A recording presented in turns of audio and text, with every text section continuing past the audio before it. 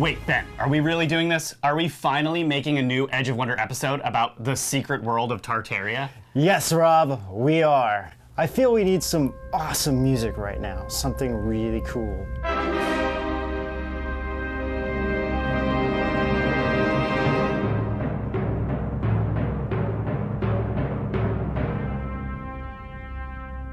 In the days of old, with a future that rests on the horizon, we join together once more to create awesome Edge of Wonder content.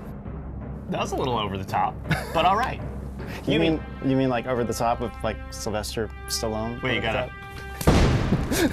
There's that scene, you know what I'm talking about? Over the top. Yeah.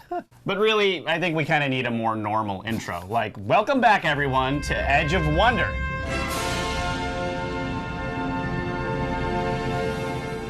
Well, in these next few episodes, we're going to get into the world of Tartaria and the massive cover-up of the existence of this nation, which is even mentioned in a declassified CIA document. Plus, there's the biggest cover-up of all, the fact that tartar sauce comes from, you guessed it, the land of Tartaria.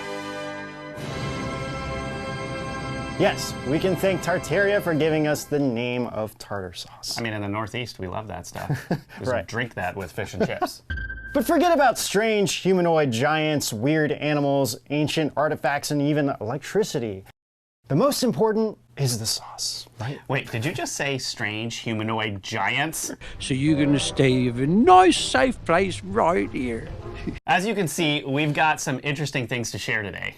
We will also explore how this nation of Tartaria seems to lead in technology and was on all old maps, but then suddenly seemed to vanish. But the big question is, why do we even care about some old nation that no one talks about? And the answer to that question is because the truth about Tartaria could change everything we know about our world history forever. This place is full of mystery as well as strange and unusual creatures. But there are two different versions of what Tartaria is. So to start, let's explore what the historic version of Tartaria is.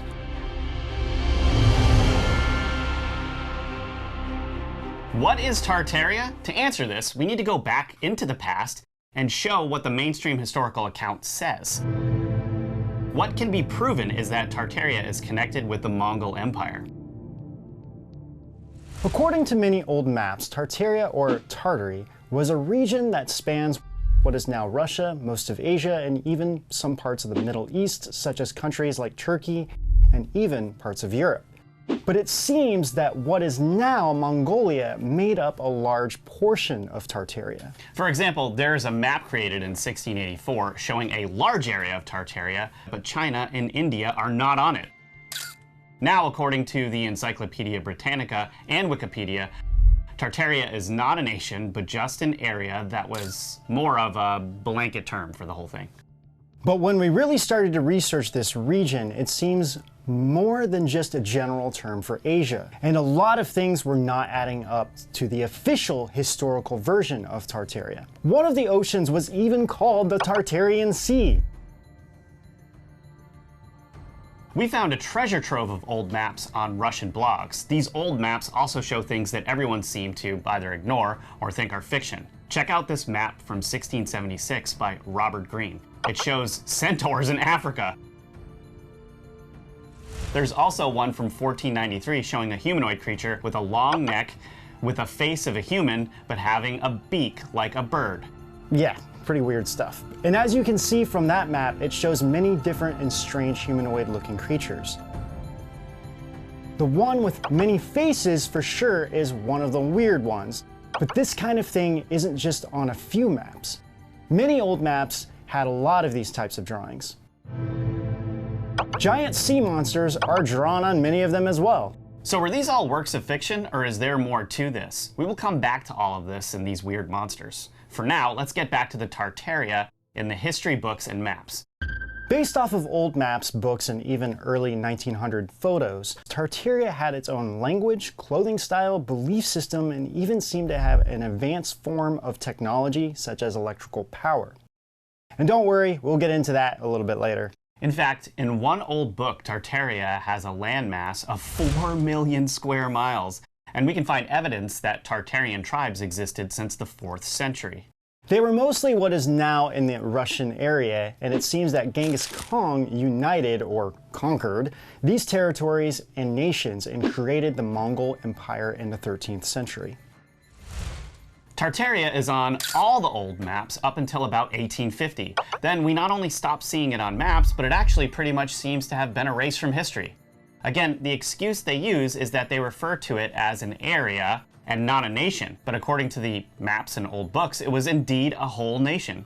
Tartarians also had their own flags, one of which was a dragon and the other an owl. But there is a story behind the owl symbolism, which is actually about Genghis Khan himself. The book The Parlor Menagerie was written by John Hogg in the late 1800s, which documented the characteristics and habits of various animals found in the world. But it also documented this crazy story about Khan, who was the first emperor of Tartary. So Khan was being chased after a battle he had lost and ran into a bush to hide. He noticed that an owl was sitting on top of the bush and didn't fly away when it saw him. His pursuers came over and saw the owl but didn't search the bush, thinking that if Khan was there, the owl would have gotten spooked and flown away. So they continued on in their search for him. Genghis Khan was grateful for the bird preserving his life, and the Tartarians venerated the owl ever after, so this may be why the owl was used on their flag. However, Hogg also mentioned in his book that the owl could have multiple meanings behind it. Many cultures like the Romans regarded it as an evil omen and the harbinger of death. The Athenians regarded the owl with veneration and saw it as a sign of wisdom, which seemed to carry over to this day. So depending on which culture you reference, the owl symbol could mean different things. So when we looked into Tartaria, we found another book titled The Story of the Mongols, whom we call the Tartars. It went into great detail about the Tartars, or the Mongols. Everything from the way they look, to their eating habits, clothing, laws, religion, government, and military. What's interesting is that it was written in the 13th century, during the time when the Tartarian Empire was kicking off. So this is really an interesting source. It mentions that the Tartarians originally came from what is now the Russian region and moved into Mongolia, basically. But one of the most shocking accounts in the book about the Tartars, or the Mongols, is that they mention cannibalism. Yeah. It said that they regard anything which can be eaten as food. There's like dogs, wolves, foxes, horses, and when food was difficult to find, they would eat human flesh. So basically modern day China. Yeah. For the CCP. I'm talking about the CCP, not Chinese people. Yeah, not Chinese people. CCP. The book said, quote, "Thus, when they attacked a particular Chinese city, and their emperor himself conducted the siege, they found after they had besieged it a long while that the Tartars had used up all their supplies and did not have enough for all the men to eat, so they took one of every 10 men to eat," unquote. Yikes. Yeah. But the book also describes the Tartars' good customs as well. For example, they didn't have any murders, quarrels, or even robbers or thieves among themselves. As a nation, they lived a very peaceful life. However, they did murder and lie to outsiders. In fact, they were considered barbaric to anyone from the outside. They did have very strict laws, though. If someone was caught stealing, they would be killed without mercy. If a virgin woman was caught sleeping with a man, they would both be killed on the spot. Also, no one was spared because of rank. If some high-ranking person did something wrong, they would be punished severely by a switch, which is kind of a type of whip that looks a lot more painful. Yeah.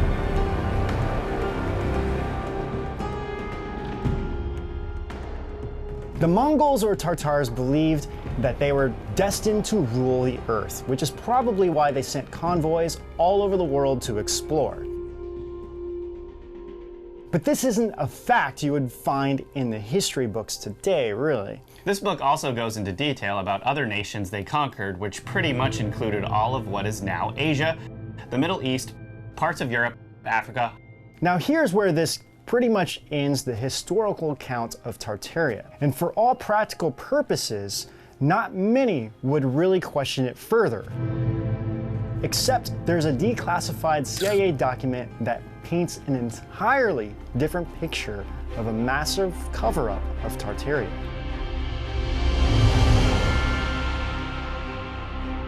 Some believe that Tartaria actually had a connection with Atlantis,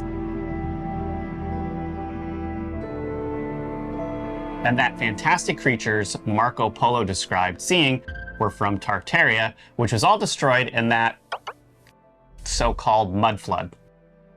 The idea is that instead of water, a massive flood of mud comes in and buries everything.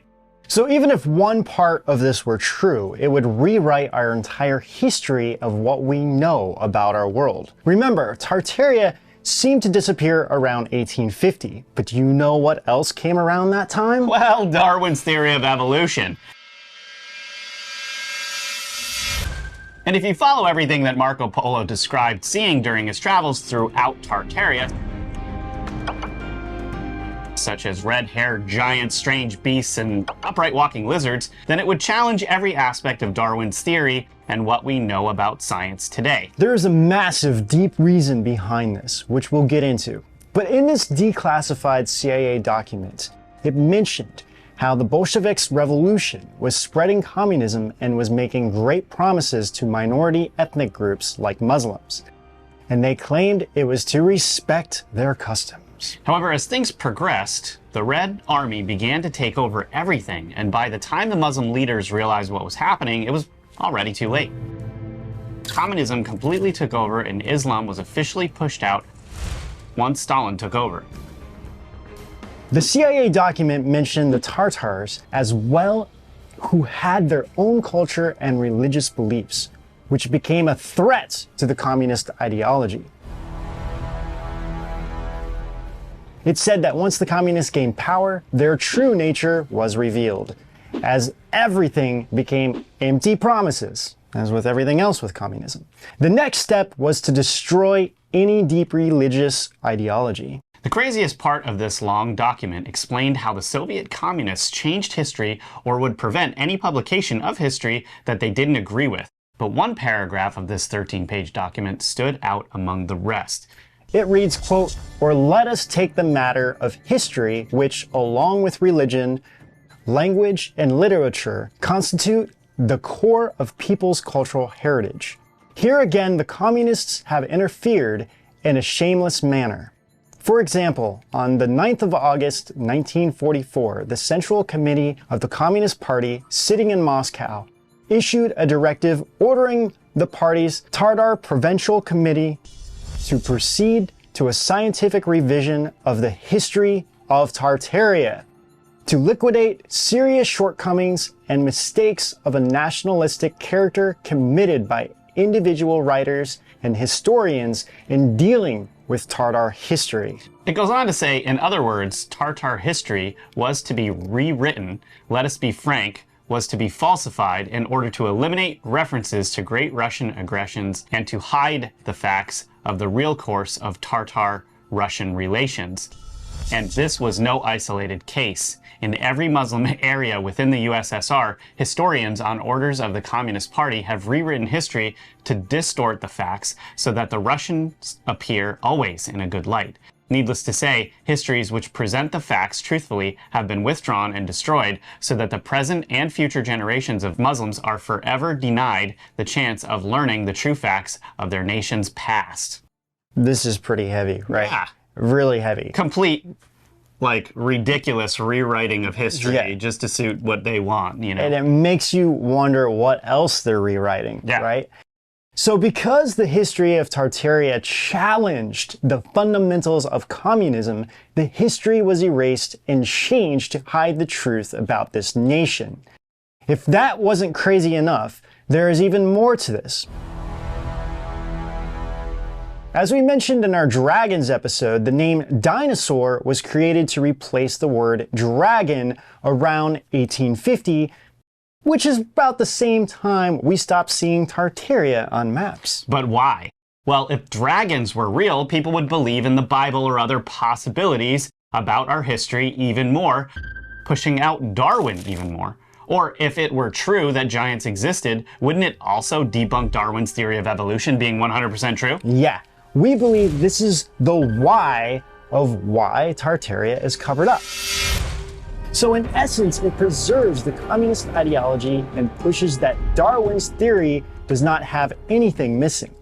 And it erases the past along with not allowing anything in religion to be correct. After all, if you control history, you control the present. And if you control the present, you control the future. That sounds a lot like the history of transhumanism with controlling the future and bringing us to a Terminator, Matrix, Blade Runner reality. Check out our series on transhumanism for more on that. But speaking of modern times, in 2013, Vladimir Putin also declassified documents related to Tartaria. They are only in Russian, but they talk about the existence of Tartaria. So he basically started to undo the communist cover-up. But there was even a bigger thing that might have been covered up. The bigger aspect to this is that Tartaria is possibly much older than we think. In fact, the original Tartarian language could be an ancient Hungarian language called Magyar. Archaeologists found tablets dating over 5,000 years ago, which according to a Hungarian scholar, Dr. Vamos Beto, seems to be written in Magyar. A name straight out of like the Fantastic Four comic book. Seriously. So anyway, some believe that the Magyar people can trace their origins back to ancient Nubia and Africa, and some say that the Magyar language can be traced back to many cultures on Earth, though it seems to be an ancient Hungarian language. But again, why do we care? Well, if this ancient history of Tartaria is true, then it could mean that many of the ancient structures of our world today could be traced back to Tartaria. And if that is true, then we might have found the real lost civilization of Atlantis. We know that the Great Pyramid in Egypt is way older than what the official record is. So why couldn't other advanced civilizations have existed in the far past? But before we dive into Atlantis here, let's look at something completely different: the Great Wall of China.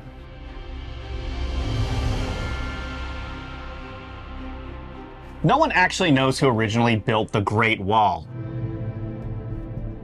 Historically, there were fortifications on the wall that were constructed around 700 BC. It wasn't until centuries later when the first emperor of China, Emperor Qin, unified the forts and constructed the walls and extended it. But the big question is, were parts of it already long there as a wall? You can tell by looking at the wall that certain parts look newer than others. Now, we don't know for sure, but one of the theories out there is that the Great Wall was originally built by these ancient Tartarians who were from that area. And later, the great emperors added onto it. Back then in China, bricks weren't as common as wood, so how did they get so many bricks? Okay, another theory, which is explained in an old book, is that the Great Wall was separating China from the land of Tartary. In either case, we know the wall was to keep people out. Some people actually believe it was giants or other creatures that the Chinese were trying to keep out. That's actually what happened in that movie, The Great Wall, with Matt Damon, which you haven't seen because it was the worst movie ever made, and was basically touting the Chinese Communist Party in so many ways, and it was a disaster. I didn't even see it. Will you jump or not? In either case, nobody knows for sure when the Great Wall was built or why. But it is highly possible that the wall is much older than we are told, just like the pyramids, and that the modern Chinese found it and added onto it for their own use. Another aspect that seems to be covered up is the Ming Dynasty Chinese world map, which was made in early 1400s. It showed North and South America and even Antarctica. And it has an Earth being a globe and not a flat disk. So, did Genghis Khan's ancestors and the Tartarians really discover America? Was Tartaria a global civilization? Not only that, but ancient Chinese writing has been found on rocks in various places in America. In fact, I visited one of these sites myself with the researcher Travis Walton and his friend Richard Gonsalves, who is a petroglyph expert. He found over 150 Chinese symbols in Arizona that are at least 800 years old. So all of this provides strong evidence that the Chinese were in America long before Christopher Columbus. But we know you all want us to talk about Atlantis, so let's get into this a bit. Everything we have said pretty much ends the mainstream historical account of Tartaria. But is it possible that Tartaria is much older than we think? In 1961, 3 artifacts were recovered that go against the mainstream historical account of our early civilization. The artifacts were found in a Neolithic or Stone Age site in a very small town called Tartaria in Romania, if you can believe that. Yeah, holy tarnations. What in tarnation? Wait a minute. Where did all this come from? I'm alive today because I trust no one. A man must learn to trust. Well, it seems the land of Tartaria is more in our culture than we realize. But getting back to these stone tablets, they are found to be from 5,500 BC and are so far the oldest written language on the planet.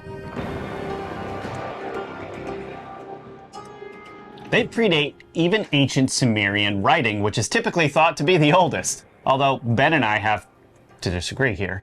There are caves in different parts of the world where drawings can be traced back by 30,000 years or more. But to mainstream science and history, this is one of those things that gets placed in the problematica bucket and forgotten. It is taught in mainstream archaeology that the Sumerians first used writing in about 3500 BC. But these stone tablets are now being acknowledged to have indeed come from ancient Tartaria, which is way older than the Mongolian Tatars around 1200 AD. So if Tartaria is older than the Tartary civilization we see on old maps, what if their culture is remnants of not just ancient Tartaria, but of Atlantis? We know that many ancient ruins were constructed in a similar fashion to each other all over the world, including a giant pyramid under the ocean off the coast of Japan. So if this is all true, then that would mean that whether it was the Tartarians or Atlanteans, they had the means to travel around the world. In more recent times, we might be looking at more of a Tartaria 2.0. Meaning the first one seemed to be before this human civilization or possibly before the Great Flood. There's another theory that much of our recent history has been covered up, and that the Tartarians built structures all over the world that are in a similar style. But then a great flood of mud happened, called a mud flood, great name, very creative, and buried everything in the earth. Yeah. The theory is that some of the structures remained half in the mud and half above ground. And later generations built on top of these structures to create new buildings. People who believe this theory think this mud flood happened a couple hundred years ago because some old, beautiful buildings are partially built into the ground, which looks like maybe the bottom floor used to be higher.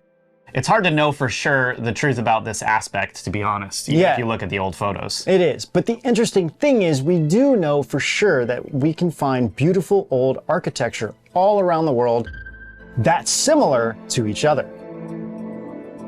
Of course, we know of ancient Greece, but you can find similar structures throughout Europe, Japan, Australia, and even in the US.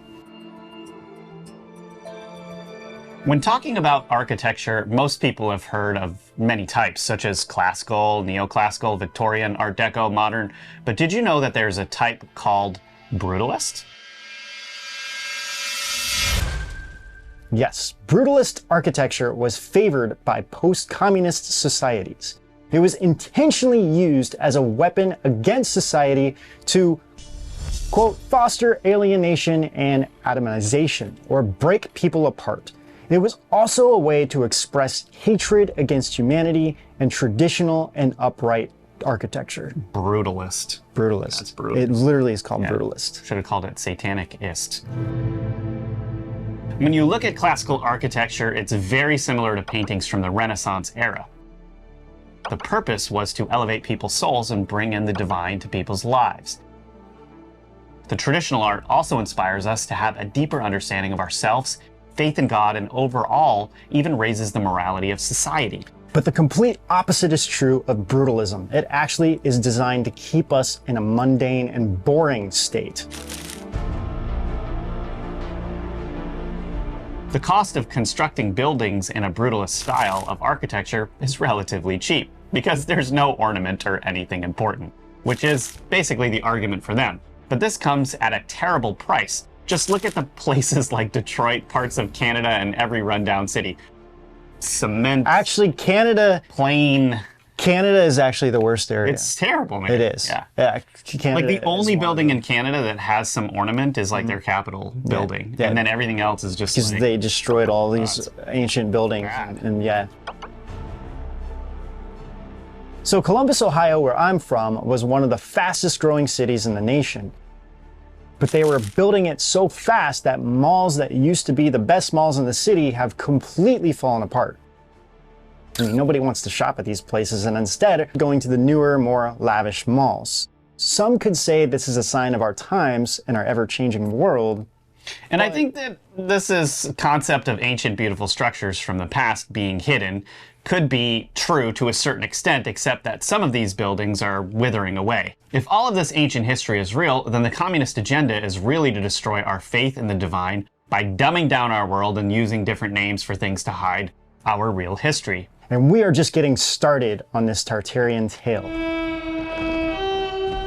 We haven't even dived into the weird creatures that were described living in Tartaria or the connections between Tartaria and J.R.R. Tolkien's Middle-earth and Lord of the Rings. Yeah, I mean, just think what would happen if humanity realized that certain creatures were real. It would toss out total faith in Darwin and communism overnight.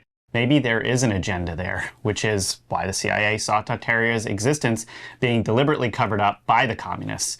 And the question still remains, did the mud flood happen? Did it happen sooner than people think? What really happened to Tartaria?